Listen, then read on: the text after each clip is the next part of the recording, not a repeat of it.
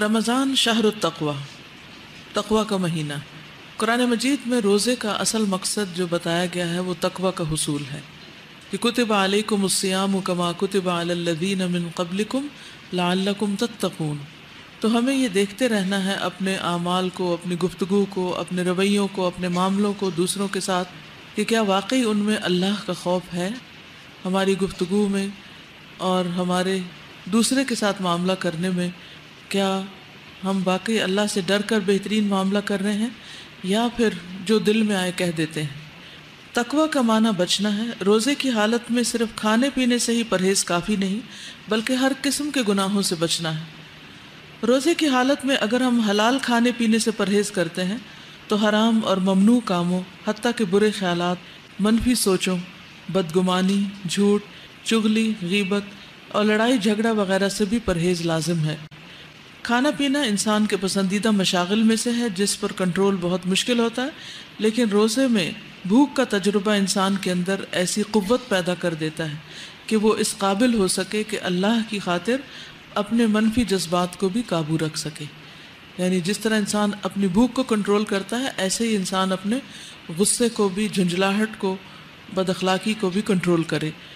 رسول اللہ صلی اللہ علیہ وسلم نے فرمایا، روزہ صرف کھانا پینا چھوڑنے کا نام نہیں ہے بلکہ روزہ تو لغو یعنی بیہودہ اور بے فائدہ کام اور رفث جنسی خواہشات پر مبنی حرکات اور کلام سے بچنے کا نام ہے۔ لہٰذا اگر تمہیں کوئی دوران روزہ گالی دے یا جہالت کی باتیں کرے تو اس سے کہہ دو کہ میں روزے سے ہوں۔ یعنی صرف اپنے طور پر ہی نہیں اس بات کا احساس کرنا، اگر کوئی اور آپ کے روزے میں خلل انداز ہو رہا ہے تو اس کو بھی ریمائنڈ کرانا ہے کہ رمضان کا مہینہ اور میں روزے سے ہوں، لہٰذا مجھے فضول لغو باتیں نہیں کرنی، کیونکہ امر بالمعروف اور نہی عن المنکر بہت ضروری ہے۔ بعض لوگ روزہ رکھ کے روزہ کاٹنے کے لیے یا دن کاٹنے کے لیے بیکار کی ادھر ادھر کی لوگوں کی باتیں شروع کر دیتے ہیں یا دن میں ہونے والے واقعات پہ تبصرے شروع کر دیتے ہیں، تو اس سے بھی پرہیز کرنا ہے۔ رسول اللہ صلی اللہ علیہ وسلم نے فرمایا، بعض روزے داروں کو روزے سے بھوک کے سوا کچھ حاصل نہیں ہوتا اور بعض قیام کرنے والوں کو قیام سے بیداری کے سوا کچھ حاصل نہیں ہوتا۔ یعنی نیت کی خرابی یا اللہ کا ڈر نہ ہونے کی وجہ سے یا اللہ کی خاطر یہ کام نہ کرنے کی وجہ سے، یعنی کوئی بھی اور مقصد اللہ تعالیٰ کو خوش کرنے کے علاوہ ہو تو اس سے پھر فائدہ کچھ نہیں، چاہے ظاہری طور پر انسان کتنی بھی عبادت کرتا رہے۔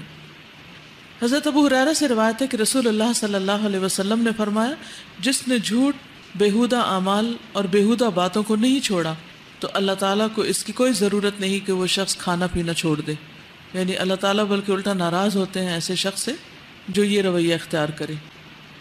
اسی لیے ایک اور جگہ حضرت انس بن مالک سے روایت ہے، رسول اللہ صلی اللہ علیہ وسلم نے فرمایا، جس نے بد زبانی اور جھوٹ نہ چھوڑا تو اللہ تعالیٰ کو اس کا کھانا پینا چھوڑ دینے کی کوئی ضرورت نہیں۔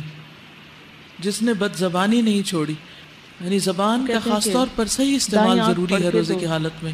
مصیبت آتی ہے۔ تو تقویٰ کیا ہے؟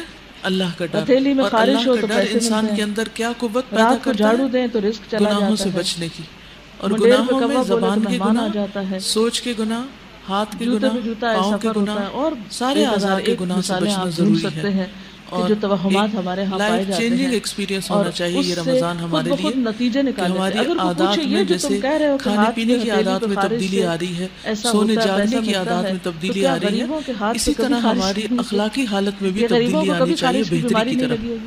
ٹھیک ہے، تو یہ ہے یہ سب تقویٰ کا ہمارے معنی۔ اپنے فتوے